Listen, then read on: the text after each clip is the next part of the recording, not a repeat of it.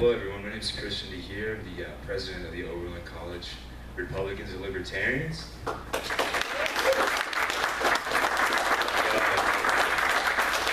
I've been president for the past 2 years, and yeah, I've been a proud member of the club since my orientation week freshman year when my RA in Dascom showed me the light.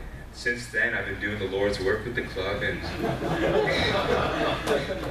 yeah. Tonight is the last event of the semester, and we have a very special guest. He's a mystery novelist who wrote True Crime and Don't Say a Word, among other spectacular works of art. He's also a political commentator who hosts a podcast on the Daily Wire. Without further ado, please help me in introducing Andrew Klavan.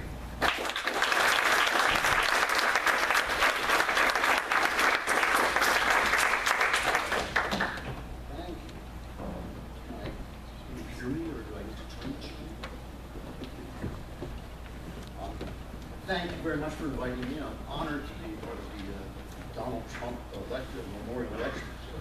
I kind of wonder if Donald Trump has ever been to a lecture. But maybe this will be one that reaches it. What I'm going to talk about is what I call the empire of lies, which is Hollywood and the news media and the academy. I've worked in Hollywood a lot, and I've worked in the news media quite a bit. You probably know more about the academy than I do, so I'll just cover that briefly. But I really do believe that this combination of people, our entertainment media and our news media and our academy, are the biggest threat to our country, much bigger than anybody we're at war with, including North Korea, including the Islamists. And I want to kind of explain that, but before I do, I want to talk about something else.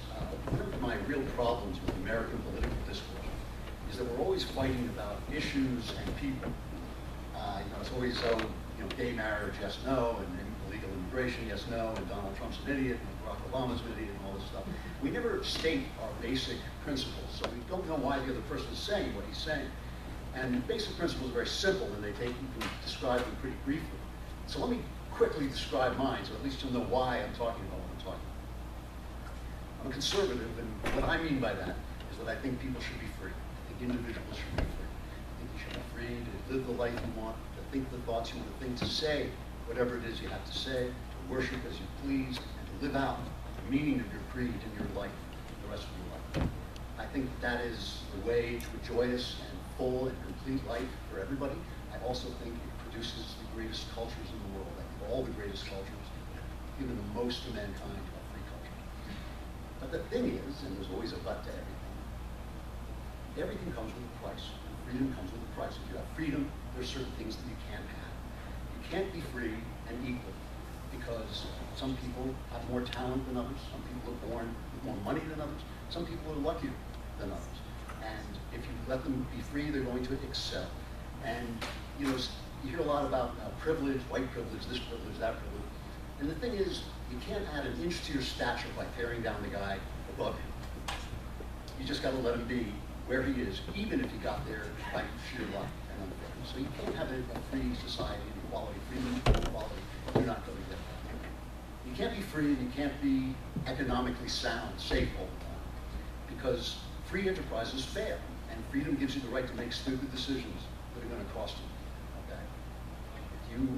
If your bank goes out of business, I don't think the government should be bailing you out, and if you commit crimes, I don't think I should be bailing you out. I think that freedom means that you've got to take responsibility for yourself. The last thing is, you can't be free and always at peace, because it's in the nature of people to want to control you and tell you what to think and tell you what to do. Sometimes you got to kill them to stop it. And that's just the way it is. So there's dangers to freedom. There's a price to freedom. But the rewards of freedom are priceless. Okay? And that, for me, I'm willing to discuss anything with anybody if they understand that that's what I'm here to do. Now, it seems to me, that's my argument. It seems to me the argument of the left can basically be summed up as shut up. Shut up, you're racist, shut up, you're sexist, shut up, you're an Islamophobe, you're a homophobe. Shut up, you hurt my feelings, shut up, I'm triggered and I have to go to my safe space. Shut up! Shut up, exactly. Shut up, you're hateful. The left lives in a very convenient place where everything they disagree with is hateful. And they have now convinced themselves that that means that they can shut people up who they disagree. And you hear this, I mean, this has now been legitimized. It's not just the people rioting at Berkeley to stop Ann Coulter. A lot of my friends have faced this, Ben Shapiro, Heather McDonald, they've faced real violence on college campuses, but it's also this intellectual movement now to define speech that the left disagrees with as hate speech and silence it. And you heard Howard Dean the other day tweeted out that, hate speech isn't free speech. Hate speech isn't free speech. Which, first of all, in America isn't true. The Supreme Court has again and again decided that hate speech is in fact protected speech. But aside from that, it raises two really serious questions. The first question is, who decides what hate speech is? Can I decide? If I decide that saying hate speech isn't free speech is hate speech isn't free speech, hate speech instead of free speech? I mean, if nobody knows who decides, then we're only going to be fighting for power. It's always going to be power. My power to shut you up, your power to shut me up. That's the first thing. The second thing is why? Why does anybody want to shut anybody up? Free debate and discussion is one of the great joys of living in a free society. It is one of the great joys of living in a free society, and it tests your ideas, right? I mean, sometimes you think you've got it all set up, and you get in an argument with somebody, and you hate them, and you're thinking, this is awful, I hate this guy, and then you think, you know what? Guy had a point. So why do we want to talk? Why does the right want to talk, and the left wants silence? And that's what I want to talk about. That's what I think the Empire of Lies is all about. It's about something called the narrative, right? The narrative is the intellectual atmosphere in which we live. And it surrounds us like water surrounds fish. You don't even know you're in it half the time. You have to think very hard before you realize that your opinions are formed by this intellectual narrative. My favorite example of this is George Washington. George Washington was a truly great and virtuous man who gave up the possibility of being king to make this a free country. He ended this revolutionary war with an army at his back that followed him into hell, that people loved him. There was no other government. All he had to do was march into town and say, I am now the king. Instead, he marched to Annapolis in Maryland, and he handed over his commission, his sword, to the civilian authorities in a ceremony meant to show people that power was not going to belong to the military, it wasn't going to belong to the king, it was going to belong to the people. There's a mural of this in the dome in the capital of Washington, D.C., because it was the moment when true liberty was invented. That one gesture created liberty for 200 years. He was a great man and a virtuous man, and George Washington could not for the life of him understand why his slaves wouldn't work better. He just couldn't, seriously, he couldn't figure it out. He'd say, I clothe them, I'm good to them, I'm nice to them. How come they don't work as hard on the land as I do? It doesn't make any sense. When one of his wife's favorite slaves escaped under Judge Hernandez, he was appalled. He couldn't understand. Why did we treat you so well? She's like a member of the family. Now, because he was a great and good man, George Washington figured it out by the end of his life. He did figure this out by the end of his life. But that shows you the power of the narrative, okay? His narrative, the narrative that he grew up in, the world that he grew up in, would not let him see that his very dearest held beliefs for which he was willing to give up a kingdom were held by the people that he held in slavery. I personally believe that we have the same problem today with abortion. I don't think we really understand what we're doing with abortion. I think our children's children will rise up and call us savages. I think they look at us and say they have every piece of information in the world in their pocket. They could send a rocket to Mars, and they were slaughtering babies and they were savages. Just like people sometimes today say George Washington was a bad guy because he didn't see that he shouldn't hold slaves. They're going to say the same things about us. It's the narrative. It's very hard to figure out this thing. Now, the right and the left have two different ideas about the narrative. Okay? The right believes the narrative is formed by facts. This is what we think.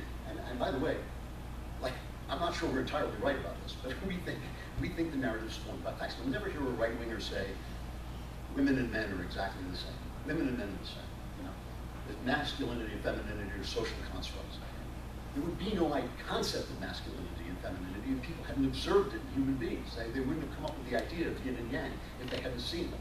So we think these are the facts, and that's where the narrative comes from. That's why you always see boring Republican politicians pointing at charts and saying, well, the directive here and the triangle there, and just killing people. But the left has come up with a different theory, and I believe that personally it has to do with the fall of the Soviet Union. It's hard to tell people who don't remember how much the left invested their hopes in the Soviet Union. They thought this was going to be the socialist paradise of the world, and when it collapsed, and when it turned out to be a slave state, they were appalled. After that happened, a lot of leftists came to the universities, and they started to develop theories, but there was no such thing as truth. There was no such thing as objective reality. The most famous of them was a guy named Richard Rorty. I'm just going to read you one sentence. He wrote a book after the fall of the Soviet Union called Achieving Our Country, Leftist Thought in 20th Century America. This is what he wrote. He wrote, objectivity is a matter of intersubjective consensus among human beings, not of accurate representation of something non-human. In other words, there is no truth. There's no objective reality. It's just what we agree to. And what Rorty believed was that this agreement is formed by telling stories, the narrative. The narrative shaped objective reality. So you have one side who believes you don't need to tell stories because the facts will get us there. You have the other side who believes that stories actually transform the world. That stories actually make things true. That truth is simply what we agree to believe. So that's why when I talk about Hollywood, which is what I'm about to talk about, and when I talk about the news media, and I talk about the academy, we're talking about three places that are owned and operated wholesale by leftists, because right-wingers are too stupid to understand how powerful the narrative is, how powerful the machinery of making narrative is, and leftists believe that everything is on the line. Everything is on the line in the stories we tell. So not only do they have to control the storytelling apparatus, but they have to shut down any voice that opposes it. I've been a novelist most of my life. I never wanted to work in Hollywood. Never did I ever dream of working in Hollywood. I may be the only writer who ever lived who never wanted to work in Hollywood. I got dragged into it because my books are kind of thriller books and they're entertaining. People started saying, you got to write movies. And I started making the offers, and finally I caved in. And after a while, when I got into middle age, I started to think, I have a shelf of books. I've won a lot of awards and I've done well in life. I want to do something new, so I went out to Hollywood. I went out to the West Coast. And I was very fortunate because right about that time, it was right around the turn of the century, about 2000, 2002, a movie called The Ring came out, which was a ghost story. And I'm a ghost story fanatic. I've read every ghost story ever written pretty much, every classic ghost story ever written, and I know how they're built from the ground up. I can tell you everything you need to know about how to make a ghost story. So I started selling these scripts, one after another. And when you work in Hollywood, the way it works is this. After you can write a script and sell it, but most of the time you get a job. You get a job by coming up with a story and going into a meeting and pitching it to the people there. You tell them, I want to do a movie about a gigantic gorilla who grabs a girl and climbs to the top of the Empire State Building. And they say, I love it, go right. Or they call you up and they say, we have an idea for a story about a giant gorilla. How would you do it? And you go in and say, I'd have him grab a girl and climb to the top of the Empire State Building. And they hire you that way. But before you get into that meeting, before the meeting begins, the business part of that meeting begins, you have to have a conversation. The ratio of left-wingers, Democrats, to Republicans in Hollywood has got to be 100 to 1. So you're walking into a meeting with people who disagree with everything you think. And if they find out that they disagree with everything you think, they're not going to hire you. Now, I'm allowed, I just think that I shouldn't have to let people assume what I believe. And I'll tell you a story, something. This is a true story, and it's not the worst story that's ever happened. It's kind of a typical story. It's happened to me a lot. When I was quite young, I wrote a screenplay about a hitman who falls in love with the girl he's supposed to kill, which I know is not a very original idea, but I was very young. That's the good.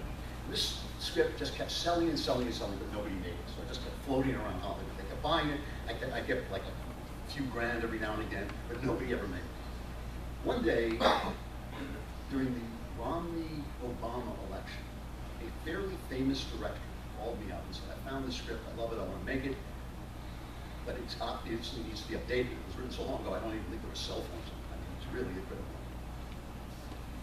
Correct, right? Now this is my living we're talking about, all right? Now, this is my job, this is the way I pay my mortgage, this is the way I put my kids through school, this is the way I feed my family, okay? And I walk into this meeting with the chance to sell a script and rewrite it. And within 2 to 3 minutes, maybe the guy Googled me and knew what my opinions were, I don't know. This director said to me, Republicans don't care about Mitt Romney. They just want to get the N-word out of the White House. He didn't say N-word either. So now you've got a guy who you're trying to sell something to who just told you that you're a racist. And just so you know, I have been a lifelong committed anti-racist because I believe it's a sin. I against the image of God. Okay, so I'm very, very definitive on my views. So you got to say something, right? Because otherwise the guy owns you. Otherwise he owns you, right?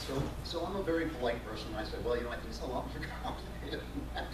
That's the end of that meeting. That was the end of that meeting. I mean, I was out of the door so fast. It was like don't let the door hit you on the way out. I know other people who've called up.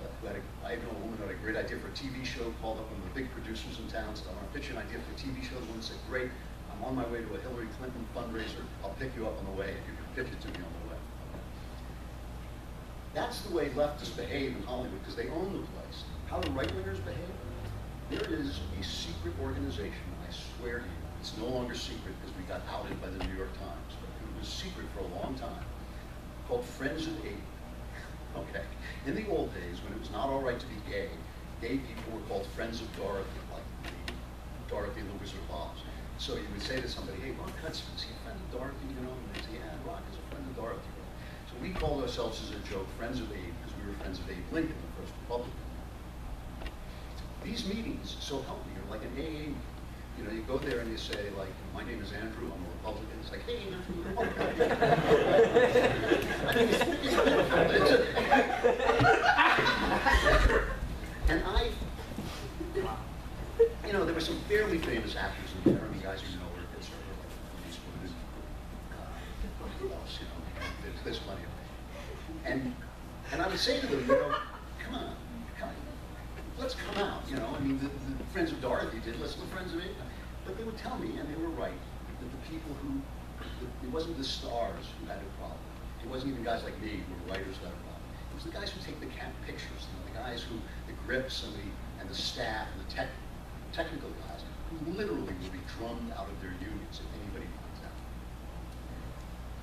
So that's Hollywood, okay? So what's the result? And this is what I want to talk about. The result is a rewriting of history in our entertainment. There's two results. One is that rewriting of history in our entertainment. The best example is John F. Kennedy. When I was a kid, John F. Kennedy was killed. John F. Kennedy was a staunch anti-communist Cold Warrior. He was killed by a communist, Lee Harvey Oswald. Lee Harvey Oswald had tried to defect to the Soviet Union. He was afraid of what John F. Kennedy was going to do in Cuba. He killed him. Okay? The day that Lee Harvey Oswald was arrested, it became clear that he had been killed by a communist. And remember, the press was deeply committed to the Soviet Union. They loved it. The New York Times ran this front-page story saying Lee Harvey Oswald, a communist, has killed this Cold Warrior. And at the same time, they ran a story, an opinion story by a guy named James Rustin, I think, saying John F. Kennedy was killed by hate, and citing all these bigots in the South who did, in fact, hate John F. Kennedy because he had become a good civil rights president. All those bigots were Democrats, by the way, just so you know. But they ran the story saying hate killed John F. Kennedy. Now, there were bigots in the South, and they hated John F. Kennedy, but they had nothing to do with his death. And this story is mean because they couldn't accept that a communist had killed their hero, their left-wing president that they loved so much. They couldn't accept that. This became a conspiracy. You know, they developed it into a conspiracy. There's a movie called JFK, by Oliver Stone. I don't know, has anybody ever seen JFK? All right, so it's an excellent movie, right? JFK took this conspiracy. He told a story about an absolute nutcase named Jim Garrison, who was a New Orleans district attorney, who claimed that this vast right-wing conspiracy had killed JFK. It was also evil gays and right-wingers had killed JFK. And he made this movie in which Jim Garrison was a heroic crusading DA trying to prove against everything that everybody knew, you know, that this conspiracy had killed JFK. The jury, in real life, by the way, threw this out in an hour. They threw this case out in 1 hour. But of course, when it's Kevin Costner, he's suddenly not a crazy DA anymore. He's the all-American hero. So you're angry. You know, I hope you're going to stay afterwards and talk. You know, I hope you'll listen, hear me out, and then stay afterwards and talk, because I like to talk. So Jim Garrison was this nutcase, turned him into a hero, and this movie was Oscar nominated. It's absolutely insane, okay? But this is the way a lot of people think JFK was killed.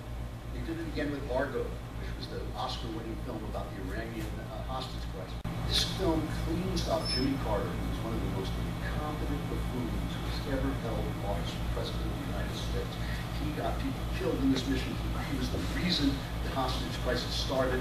This movie blames America for the hostage crisis, blames America for the rise of Islamism, and it just basically rewrites history. And the worst example of this, the example that kind of got me kicked out of Hollywood, was all the movies on the war on terror.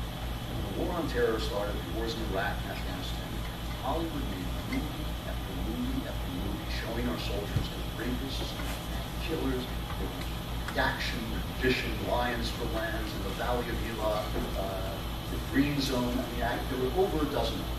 This was the first time. What made this so shameful, it's nothing shameful in opposing a country's war, that's fine, of course. But what made this so shameful was the first time in history that Hollywood ever made anti-war movies while our guys were in the field getting shot at. Okay?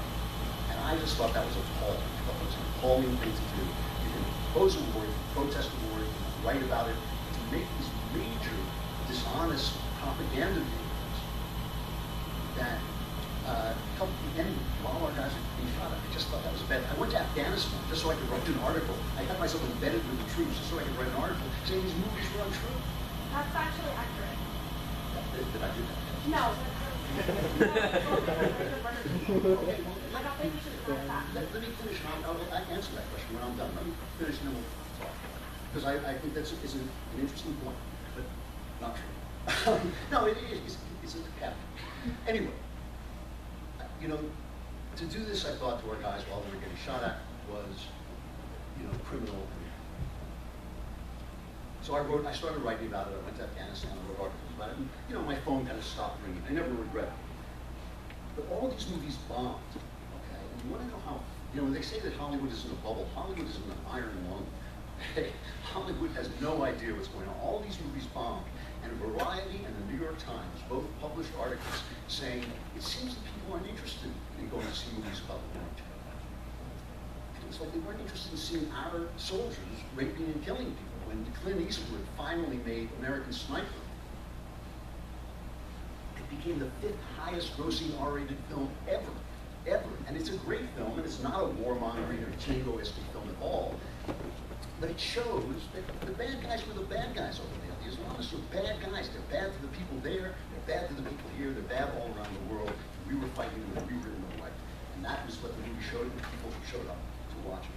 Now, you may say, like, well, these movies bomb. So what difference does it make? You know, nobody goes to see it. But here's the thing. They made a movie called Fair Game about Joe Wilson and Valerie Plame.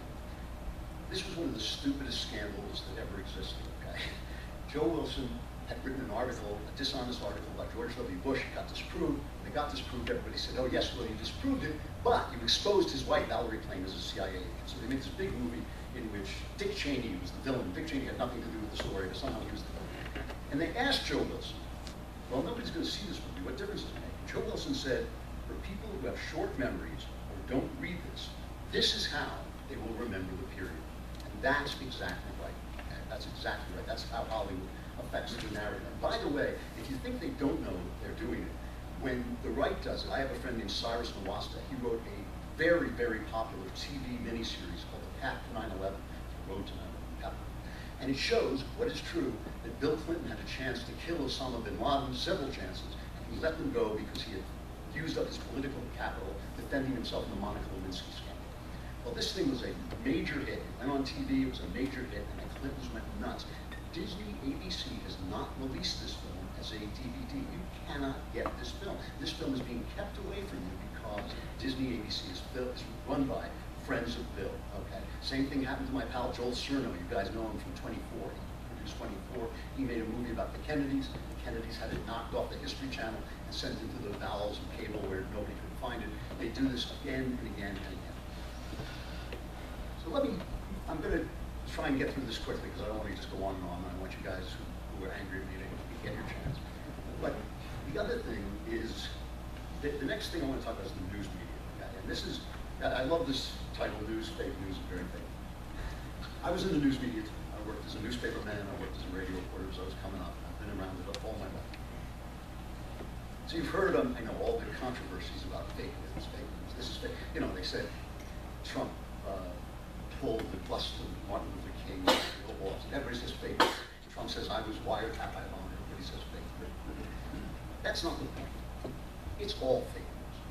talking about the mainstream media. We are talking about dishonest news. And let me show you why that's true, okay? You can talk about Fox, and you know, I have my issues with Fox. Fox has 1/10 the audience of ABC, CBS, NBC, and CNN, okay? And these are, there are 7% of reported journalists in America identified as Republicans, 7% of mainstream media journalists. 28%, 4 times as many, identify as Democrats, and the rest are lying. They're also Democrats, I'm telling you. I've been in news for all my life. They are all Democrats, all right? You know, many news outlets won't allow their journalists to contribute money to political campaigns. But of those who did in the last election, 96% of journalists contributed to Hillary Clinton. So that tells you, look, the chief journalist at ABC, is former Clinton operative George Stephanopoulos, a man who once said to Hillary Clinton, "I love you, Hillary." It's in his memoir, right? The president of CBS News is David Rhodes, the brother of Ben Rhodes, who was one of Obama's big operatives. Comcast, which owns NBC, is run by a major Democrat donor. So is CBS, and so is Time Warner, which owns CNN. These are the people who run the mainstream news. They are all Democrats. And you know, they say, if you challenge them, they will say, well, you know, just because we're all Democrats, it doesn't mean we can't be objective. It does, you know, when you are surrounded only by people who agree with you, and this is one of the problems on the left, you A, become radicalized, and B, reality becomes distorted. You can't help it. Psychologists talk about this. But more importantly, why would you want to? Why would you want to staff a news agency only with Democrats? If I ran a news agency, half the people in power there would be Republicans, and half of them would be Democrats, so they could argue it out and get a fair sampling of the news. Now, these guys aren't bad guys. They're not liars. They're not, you know, trying to, they don't think they're. But let me give you Andrew Clayton's 3 rules of fake news. All right, I'm going to give you 3 ways so when you watch the news, and pay attention to this, even if you're a left wing, pay attention to the way the news is played. Here is the first rule of left-wing, of mainstream media news, right? Whenever left-wing prejudices are confirmed by an individual event, that event is treated as representative of a narrative. Whenever left-wing prejudices are contradicted by an event, then considering that event representative is deemed hateful, okay? An example, a white cop shoots a black kid. Maybe it's a good shooting, maybe it's not. But in the news media, that becomes representative of a narrative of widespread bigotry among the police. No shootings are good shootings. I don't want to argue. That becomes a representative of a narrative of bigotry among the police. Now, studies even from left-wing sources have shown that police actually use deadly force on white people more often than on black people. And they're really, as they have tried again and again and again to prove bigotry, institutional bigotry against the police. Obviously, they're bigoted cops, they're bigoted everything. You know, as often as they try to prove that, they can't prove it. Now, if an Islamist blows up the Boston Marathon, and somebody has the temerity to say, you know, this is kind of representative of the fact that every day, in every country around the world, there is an incident of Islamist terrorism. There may be a problem here in Islam. And to be honest with you, I don't know if the problem is inherent to Islam or if it's a cancer on the face of Islam. I'm not an expert in that. I don't know. But I know there's a problem and a connection. And when you have people saying, well, it's hateful to say that, it's Islamophobia. It is! There's no such thing. It's obviously! There is not one person in It's America. not Islam's fault, it's imperialism. There's not one person in America, who woke up one day and suddenly said, I'm afraid of Islam. I don't know why. I can't imagine why. I wasn't yesterday. But now suddenly and spiders too. You know, I mean, that doesn't happen. That's not the way it happened. This is observational reaction. You know, people see. Now, look, pal, there may be deeper issues, but the people who are seeing what they see, you can't tell people that they don't see what they see. It only makes things worse because they get angry at each other and they react. Okay? So that's the first rule. That's the first rule. Rule number 2 is this. When a scandal breaks on the right, the news story is the scandal. When a scandal breaks on the left, the news story is, how did you get those documents? How did you get that information? How did you get that scandal? Did you break the law? Perfect example. When the media was trying to show, and I assume they'll continue to try to show, that Donald Trump was some kind of Russian spy working for SMERSH, whatever he's doing. They happily quoted leaked information from intelligence sources. Did it on the front page of the New York Times. Leaked different anonymous sources in our intelligence agency leaked these documents, and we're publishing them to show that Donald Trump is a Russian spy. And I'm no big Trump fan, but I'm just saying that's the way they ran the story. That was the scandal. When Devin Nunes, the head of the House Intelligence Committee, went and got documents that he said showed that, in fact, Obama had abused intelligence to spy on the Trump team, suddenly the story became, how did Devin Nunes get those papers? Was that illegal? You know, that's the way scandals, but that's what happened, by the way, with the Valerie Plame affair. The scandal was Joe Wilson's lie, but they turned it into the scandal of what you did when you exposed Joe Wilson's lie. So that's the second. I'm going to get through this as quickly as I can so you guys can yell at me. The third rule, individuals, extremists in right-wing movements are highlighted, and there are extremists and racists in right-wing movements. They yell at you all the time. But the overall extremism of the left-wing movements is completely ignored. Right? The worst example of this, and really, I thought that just a sin in terms of journalism, was the coverage of the Tea Party. I knew a lot of Tea Partiers. They were not racist. They were upset that money was being spent into debt. They were really upset by the bailout of Wall Street. They were angry that Wall Street got bailed out. They were demonized from the minute they showed up. Anytime they could find a guy with a gun or a guy who was racist, they would highlight him to say that this is what the Tea Party movement is. At one point, they showed a guy strapped with weapons to say this is, part of the racist Tea Party. It turned out they cut off the guy's head in the picture because he was a black guy. There were plenty of black guys at the Tea Parties I went to. So this was the way they portrayed the Tea Party. And Occupy Wall Street, this was a radical, socialist, anti-Semitic movement that vandalized every place it came to, that left tons of litter that cost the people money to clean up everywhere they went. They committed rapes repeatedly in their camps that they set up. And they were covered as if they were the saviors of the people. One mainstream major anchorman said, this is the new, protest of the new decade. They were bums. They were bums, they accomplished nothing. And when they were thrown, when they disappeared, it was like, I thought that was the big protest. The Tea Parties accomplished a lot more than these guys did. When editor Evan Thomas of Newsweek was once criticized because his magazine essentially convicted some white university lacrosse players for raping a black woman, this rape was shown never to have taken place, and the Duke University lacrosse people had nothing to do with it. Evan Thomas was asked, why did you guys run mugshots on the cover of Newsweek? And he said, the narrative was right, but the facts were wrong. Now, I'm a novelist. I'm allowed to get the narrative right and the facts wrong. You're a journalist. You got to get the facts right because the facts are the narrative. They always get their left-wing narrative right. They always get it right. So I want to end with the Academy. Like I said, you probably know more about the Academy than I do, but there's certain things. I was an English major. And there are a couple of things that have come into the Academy, especially since the fall of the Soviet Union, that I think have been pernicious to the American conversation. One of them is often referred to as critical theory. The problem with critical theory, which basically tries to cast America in a bad light all the time, is that if you pay attention to it, it's always criticizing America, but it is never defending anything. So the thing is, America is filled with fallen people. It is filled with sinners, just like every other country on earth. We've done terrible, terrible things. It is still a bastion of freedom. When America began, there was not one other republic, free republic on the earth, okay? Not one.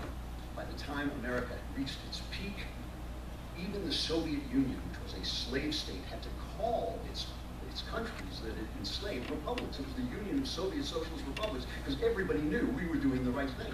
So they had to pretend they were us, even though they weren't. They had to pretend there were elections. They had to pretend the people were in charge. So critical theory seems to me to be uncritical. It seems to me to be it seems to me to be a scandal, okay? Because it's not wrong to talk about the things that America has done wrong.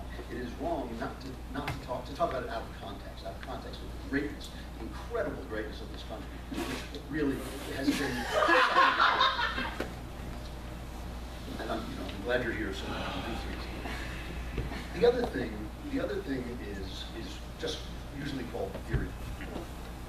And here's the thing. Here's my take on literature. I love literature. I've loved it all my life. I love Shakespeare. I love the Greeks and all the great writers. A teacher has one job, as far as I'm concerned, in teaching great writers, and that is to help you understand what the writer was trying to say. A writer is a time traveler. William Shakespeare is a genius who comes from 400 years away to tell you what he saw and what went through his heart and how good his poetry was, and just to show you this thing. It's just a work of beauty that is meant to transform your inner life. And he has traveled all that way, survived all that way to get to you. And then some professor of theory then explains to you what it means in terms of his or her theory of race, feminism, or whatever it is, women. I'm not saying that those people don't have a right to talk, but let the author speak. I mean, what they do is they silence the author so that you can't think. No, they don't silence, they kill the author. They kill the author. Yes, I've heard the theory. I've heard the theory. But the theory is untrue. And you know, the final thing I just want to say is that the other thing that the left has done, usually through the academies, is they use words in such a way that they kill thought. They use words in such a way that they press the opinion into the phrase. I'll give you a few examples. Now this one's kind of old. I don't even know if they use it anymore. But the feminists were always talking about objectifying women. What they meant by objectifying women was the fact that men like to look at pretty women. Now, I'm sorry, but if men didn't like to look at pretty women, this would be an empty room. There wouldn't be a room. I mean, nobody would be here if men weren't attracted to women. There's nothing wrong in the way that men are about women, unless they're slobs or cruel or whatever, Men are attracted to women. That does not make women into objects. So the very phrase demonizes people in their natural desires, in their natural way. Racial profiling is another one. I know this is a sensitive topic, but listen, if you're a cop and you're in a neighborhood where most of the criminals look like X or Y, and you're going to check out X or Y, even if it means pulling over an innocent guy, let's say an innocent black guy, occasionally, because that's what you got to do to keep that neighborhood safe. And tell that to Tamir Rice. If the black guy is angry at that, he shouldn't be angry at the cop. He should be angry at the people who committed the crimes and maybe put the cop in that position. A TSA agent who does not double check a guy who looks, a young man who looks like he's from the Middle East, is not doing his job. Racial profiling should just be called good police work. But even if we could debate it, instead of using the word which eliminates any form of thought or judgment, we could debate it. But once you use that word and it becomes the word for the thing, you are implanting the judgment into the conversation. Climate denier, the same way. Climate denier is meant to reference the Holocaust. I don't care what you think about the climate, I truly do not. There is a difference between saying, I don't believe this computer model because it has failed in the past, and you've been shown to be committing fraud, and that makes me doubt you, and there's all this doubt and all that stuff. Different from saying 6 million people were murdered. Okay? We're pretty sure those 6 million people aren't going to turn up in spring cleaning. They were killed. They were slaughtered. Denying that is evil. Denying climate change is not. I talked about Islamophobia. The other one, and this is kind of my favorite, is cultural appropriation. Cultural appropriation is the best freaking thing about the West. It is the thing that makes the West the West. Come on in, folks. We love you.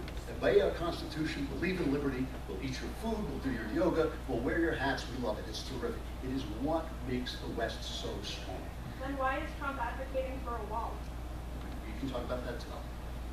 It is what makes the West so strong.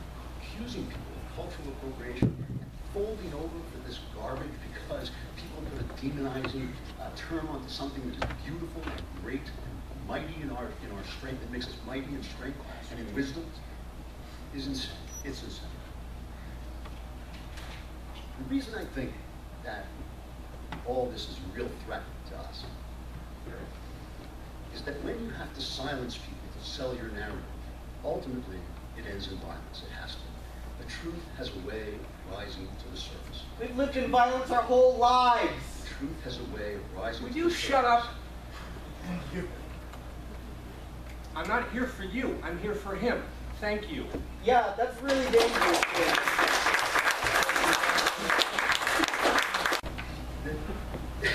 when you have to silence people, it has to end in violence. The thing that's happening at Berkeley has to happen if you cannot debate, if you cannot look at the facts. And listen, there is nothing wrong. I'm not an expert in everything. There is nothing wrong in debating the facts. There's nothing wrong in taking two different sides. There's nothing wrong in there being a left and a right. There's always been a left and a right.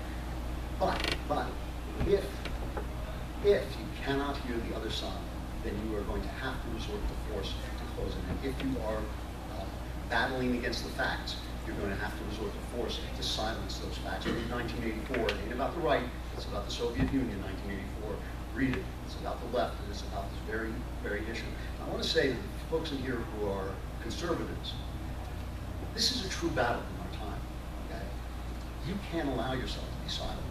I was talking to some guys before, they say, you know, to get a good grade, you got to mimic what the teacher says, even if it's wrong. You know, sometimes you got to take the hit. I blew my Hollywood career up saying what I thought was true. I haven't lost a minute's sleep over it. I haven't regretted it for a minute.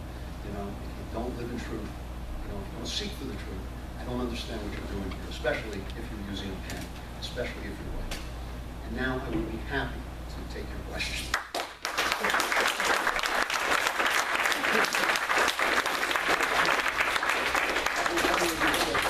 Do you want me to do Yeah, two sure. on each Anybody side? want to do that? Thank you.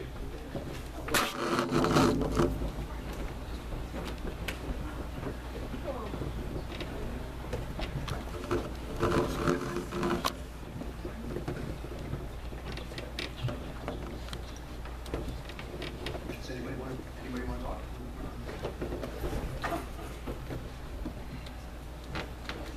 So I'm going to business school coming this year.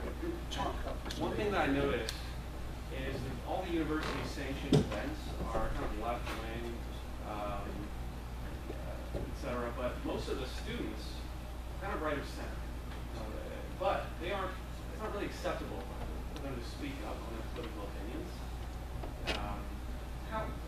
What advice would you give in the university environment where it's not PC, even though you're among peers? Well, you know, But with that, your Wikipedia page says you did a BA in business. I did not.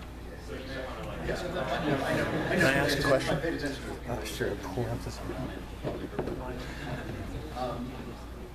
You know, whenever I get, that's the question I get asked most often. That is the single question I get asked most often, how do you speak? And I always feel that what people are really asking is, how do you speak up without paying the price? And the answer is you can't. You know, the answer is you can't. And I think that you have to see it as every generation has a fight to preserve the freedom that we have. And that this is part of our fight. I mean, you know, I sometimes think to myself, you know, Jesus was crucified for telling the truth. If I lose out on a screenplay job, I'm playing with the house's money. You know? I mean, it's not so bad. and all I would say is that frequently you do find that people can be spoken to. You know, I mean, you know, the guys who scream and yell and burn things, I know they get on the news and I know they get a lot of television. But I got plenty of friends on the left, plenty of good friends on the left, and plenty of friends even who are very far left. And you know, we talk. You know, we can talk. And the truth is, you have to work yourself up to a higher pitch of self-dramatization before you think you're so important that you can't pay an occasional price for speaking the truth. The truth is more important than you are or I am. You know, and it's even worth disagreeing over, and it's even worth saying, gee, I was you know, whatever. That's my opinion. It's not the best opinion because I know, like Sean Hannity would tell you, keep your head down. And, you know, Sean Hannity, I hear him get asked the question, he says, keep your head down, get out of college, get it. So take your choice.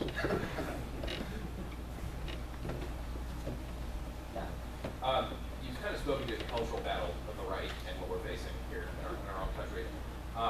And Shapiro's talked a lot about recently about how the Republicans are now a party of big government, but on the right now. And it seems to, in my mind, mirror a little bit of what's happened in Europe a little bit with their right versus our left, their left.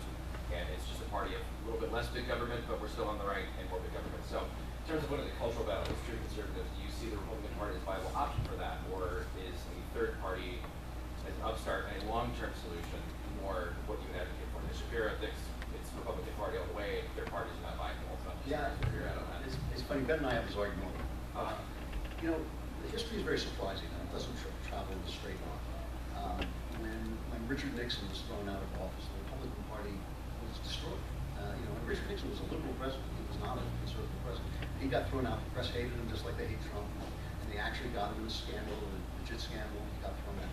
The Republican Party was in a shambles, and it was never going to take control again. In one presidency, Ronald Reagan was president, and Ronald Reagan took over the Republican. Now, there's plenty about Donald Trump I don't like. One of them is his big government instincts, and that's possibly one of the biggest things. I basically feel that right this moment, as we're standing here talking, there's really no chance for a third party, no real chance for a third party. But there is a chance for it, is that if Trump does well, and I kind of expect he's going to do a lot better than I certainly thought he would. If Trump does well, the Republican Party will have other chances, and other presidents will rise, probably, and very possibly Mike Pence, who's going to be a much more small government conservative. I think that in the meantime, though, you need to make the argument for small government. I think that's kind of the funny thing about socialism is that it's failed everywhere, and the people who don't think that have never seen, like Bernie Sanders always talking about Scandinavia. Scandinavia has dumped a lot of its socialist programs. They talk about Europe. I love when they talk about Europe. I mean, we get paid for Europe's socialism because we defend Europe. They would all be Russian satellites if we didn't pay all that money to our military. And then the French sit around and say, oh, there's Americans, there's some capitalists, etc. And the thing is, they're like an old man living in our garage complaining about the way we make our money because we pay their way. And socialism fails. And the thing that means your money is your time. You make your money with your time. And when the people are allowed to take away your time, they're taking away your freedom. And that's why I'm against it. I'm certainly against all kinds of charity. I'm in favor of all kinds of care for the poor. I'm even in favor of the safety net. I think a prosperous, free country can afford that. But I think that socialism is inherently slavery. We're seeing it now in Venezuela, right, where they're falling apart. I haven't heard Sean Penn apologize for supporting Hugo Chavez, and that place is going up in smoke. So anyway, I think that we need to tell stories because I think the facts are on our side. If you have the facts and good stories, I think you can win. And I'm not as despairing as Ben is. I mean, he's kind of his nature. I love the guy to death.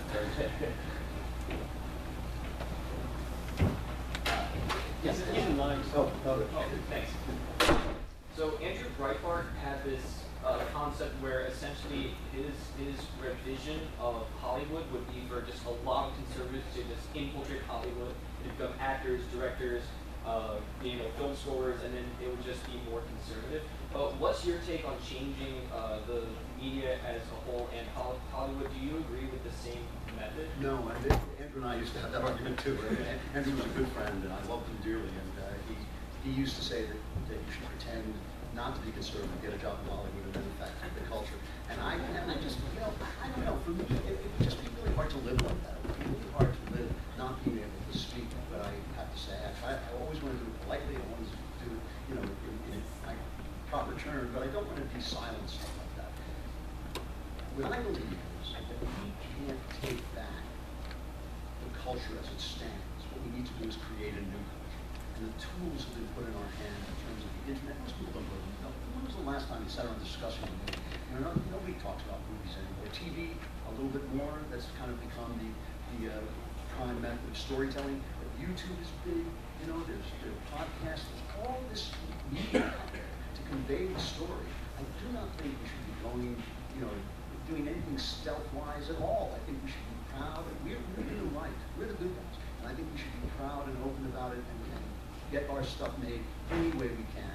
And if it means, look, we're the radicals now, we're the rebels. If we have to do it on YouTube, we'll do it on YouTube. If we have to build our own YouTube, we'll do it. But we got to do it. The thing that drives me crazy about the right is that we're packed with Philistines. There's always some crisis that we have to deal with, and we can't deal with the culture because the culture doesn't have an effect until 30 years later, so nobody ever wants to go into it. And I think that we have to do it, but we can do it. We should do it in the rebellious, underground way that the left taught us during the 60s. Yeah. Oh, I'm sorry. Go ahead. I did call him. Sure. So I'll stand up. But first of all, on the surface, I have to say, I disagree with a lot of the kind of the surface stuff, but I wanted to dig to kind of what I see as a lot of the the crux of your talk, which is about narratives and facts and context versus you know, whatever else there is out there. And I was thinking back to a class I was in, and the story I was told is that critical legal theorists had done a study where they looked at Supreme Court decisions, all the Supreme Court decisions dating back a certain number of years, and they found that all of the Supreme Court decisions that they would rate as progressive, and I don't know what the scale was or how, you know,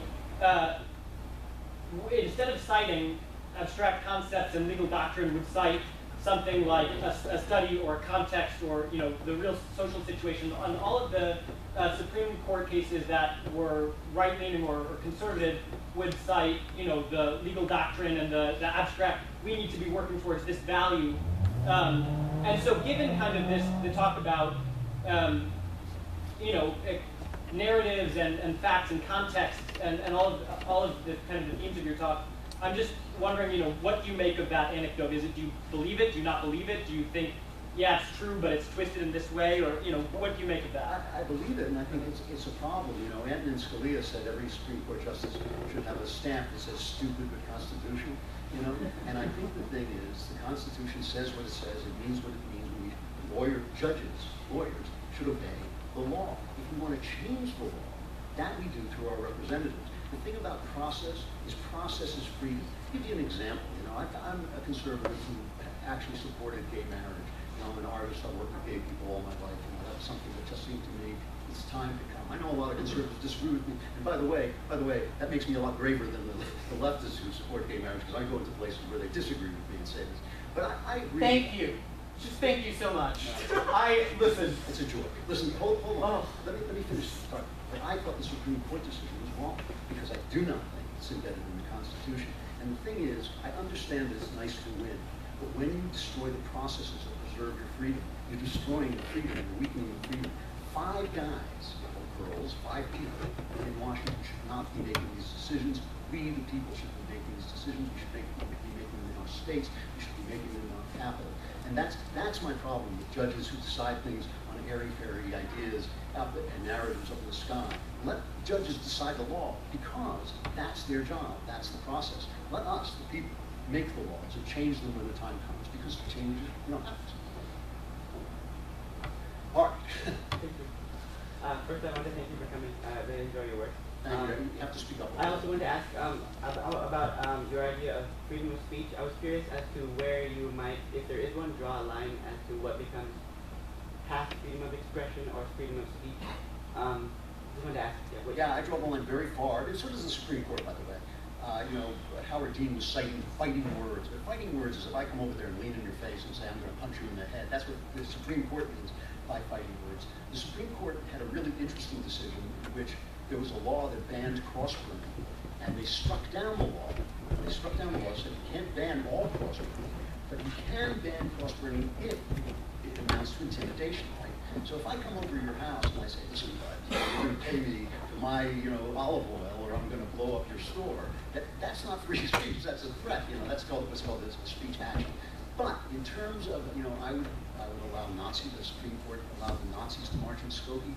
I would allow Nazis to speak, and I despise them, obviously. You know, I would allow these people to speak, because if they are out in the open, when you silence people, if for no other reason, first because I believe in freedom, most of all, if for no other reason, you glamorize speech when you silence them. You glamorize speech when you silence them. You make people quiet. And especially when you tell them that they don't see what's right in front of their eyes, you drive people nuts, you know, and they get reactionary. And that's why you're seeing, I think, a lot of stuff on the right that I don't like seeing. But it's pure reaction to being silenced and being told that they're bad people for thinking what they think and seeing what they see. So I'm a pretty absolute free speaker. So you talked about TV a lot and the narrative that creates. And I know, you know, Jeff Zucker on CNN has said, we want to build characters in a drama and play that with the American public, like taking Jeffrey Lord on, having him say something incredible, and then having 3 hours of discussion about what Jeffrey Lord said. You know, they're paying to be on the show, stuff like that. But I think our generation doesn't really care about TV unless it's Colbert, and that really, what the most of our information comes from is things like podcasts, things like NPR, written word, and those things have in the recent past been dying because there's not funding for them. So I was wondering how you would, if you would support an independent but publicly funded press, something like PBS or NPR or ProPublica or the National Endowment of the Arts, things that Trump has said and a lot of the GOP has said that they would like to cut? You know, I actually don't want the government involved in the arts because I don't want them involved in speech at all. I mean, I don't want them saying which speech should be funded and which speech shouldn't be funded. I don't understand why the right are such lousy capitalists. You know, the left can go out and make a movie like Avatar, which is essentially left-wing propaganda, and people pay to see it, you know. We have all these billionaires who support these little places like PJTV, where I work, and they don't make a profit. The thing I love about working at the Daily Wire is it's a profit-making industry, and it's meant to be. So I believe that the thing about profit is profit means somebody wants what you're giving them.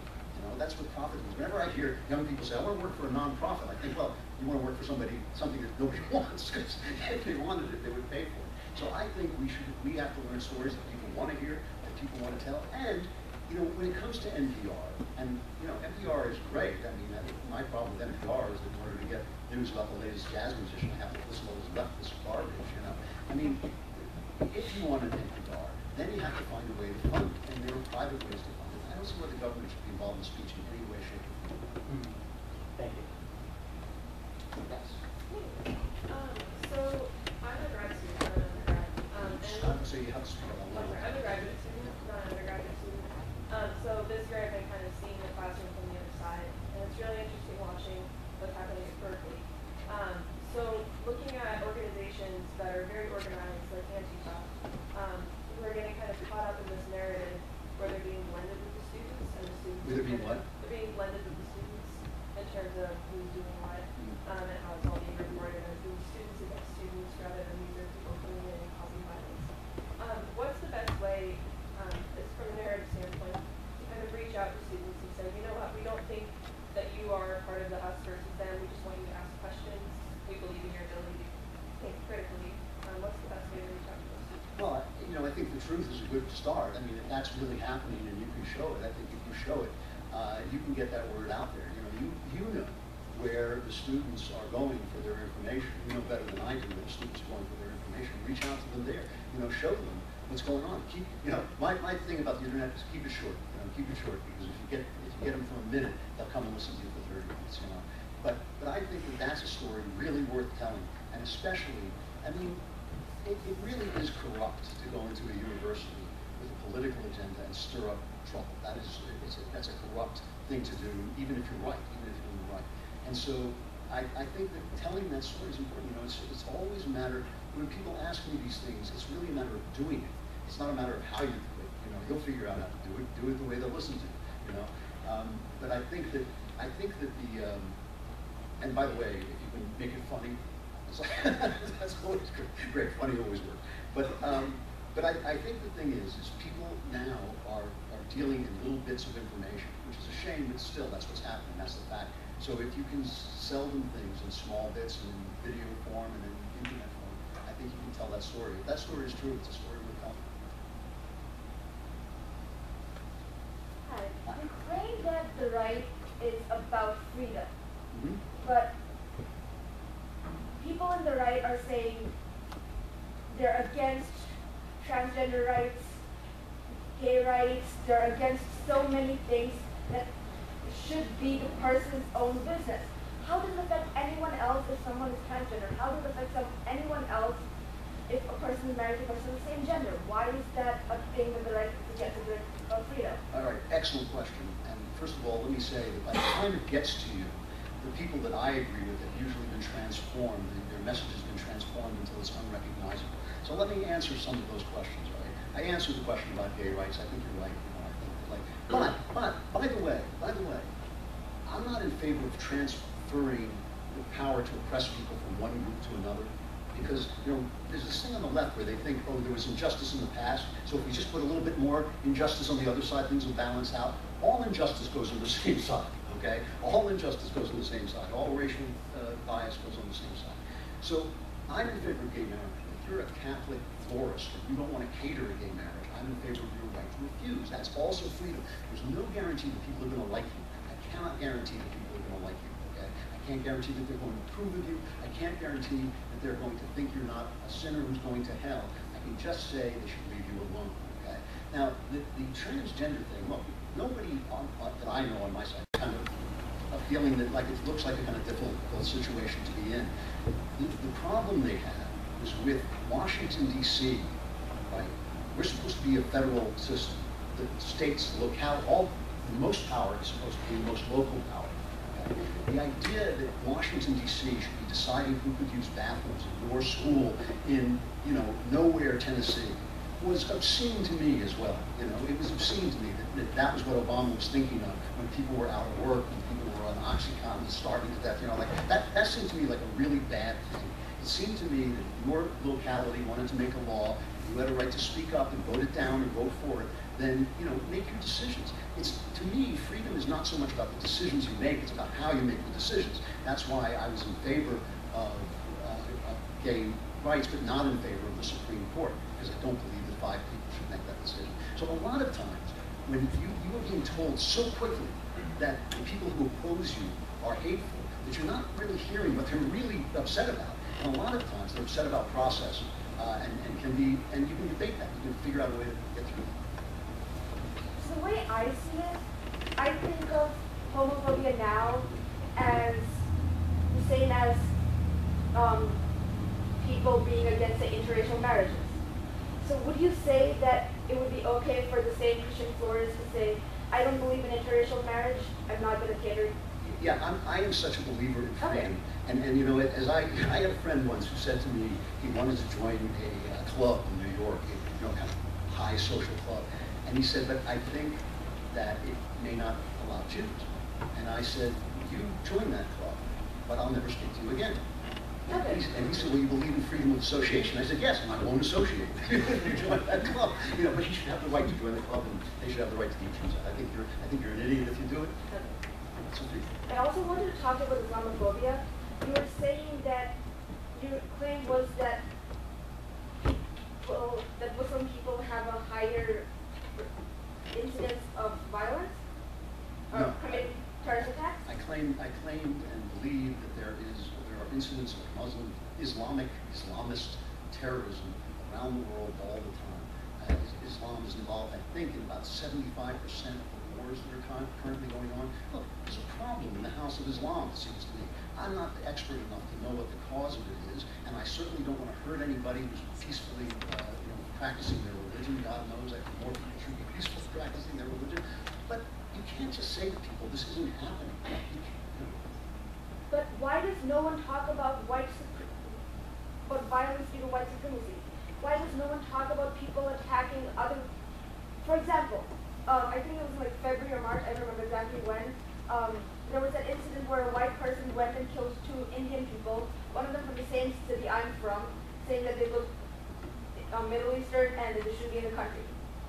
No one called that guy a terrorist. That was not considered terrorism.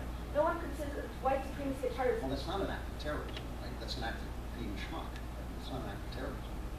Okay, FBI definition of terrorism, I don't remember the exact definition. I know, I disagree with you. I think when I'm talking about, and I think what most people think about it when they think about terrorism, are deadly acts of force against civilians. That's what I think most people think of as terrorism.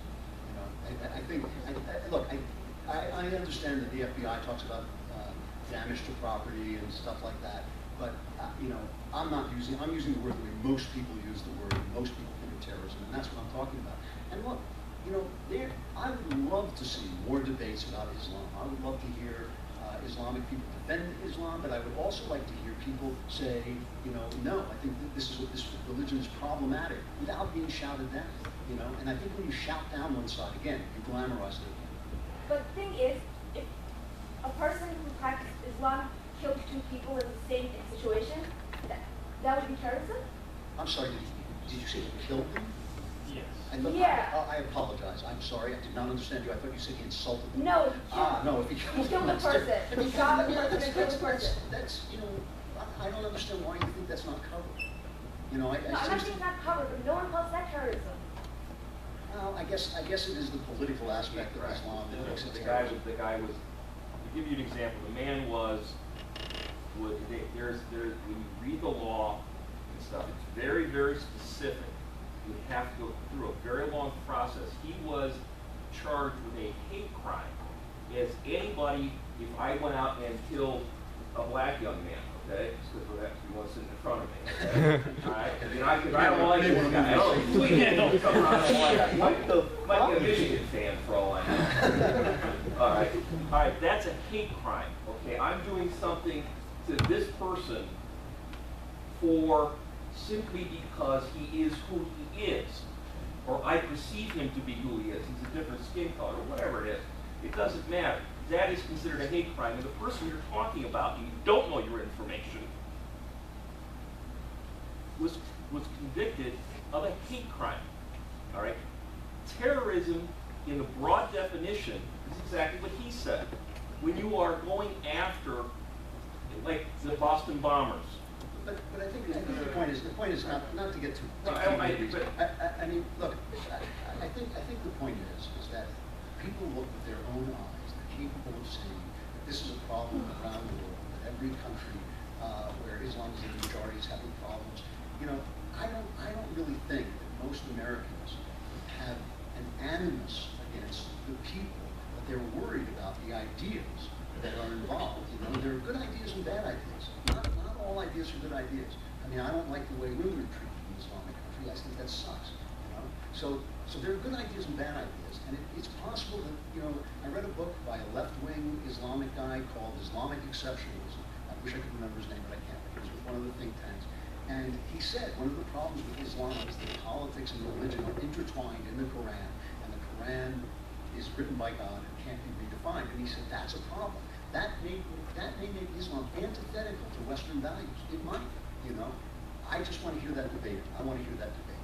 And I just don't think that silencing people, shouting them down, categorizing them instantly as hateful is helpful to the debate among the good people. Look, it's the good people who have to stick together. I don't care about people who are killing people. You know, they're not going to help us. You know, it's you and me who have to debate things openly and honestly, and bring experts in to talk about them so we can figure things out. I just don't see why that's a problem. I just don't think you can make the Islamist problem go away, because it is worldwide, by saying it's not there. I think that drives people insane. That's why Donald Trump got so much mileage out of just using the word radical Islamic. I mean, you know, he was sitting there going, why are people cheering? They were cheering because he refused to say what's right in front of people's eyes. It drives them crazy. But all the attacks on the Jewish synagogues, are you saying that's not terrorism? No, it depends. I don't want to debate the word with you. We have to move on with questions. I'm sorry, but we do have to move on with questions. Thank you. All right, thank you. Thanks. Yes. Hi. So I recently read a Pew Research Center study that I went to look back at in this talk because part of your premise disagreed with it. So I just want to ask you a question about that study. Yeah. And I don't know if you consider Pew Research Center fake news, but the study found that it was a study of political polarization and sort of what news people follow. The study found that consistent conservatives, 47%, reported using only Fox as their primary source of news information, whereas all other groups reported using an array of networks, which would seem to indicate that Fox News has some sort of ideological control over consistently conservative people because it's the only discourse that they're really listening to in the media. So how would you work that into your framework for fake news and the dialogue and things like that? Well, I think you're missing the point of the study, though. The point is Fox is the only outlet, the only major outlet the conservatives have. You know, you guys can watch CBS, NBC, and ABC and hear the same left-wing point of view. We only have to turn to Fox. And I'm not a big Fox fan, except for the Brett Baer show, which, by the way, is the best news show on television.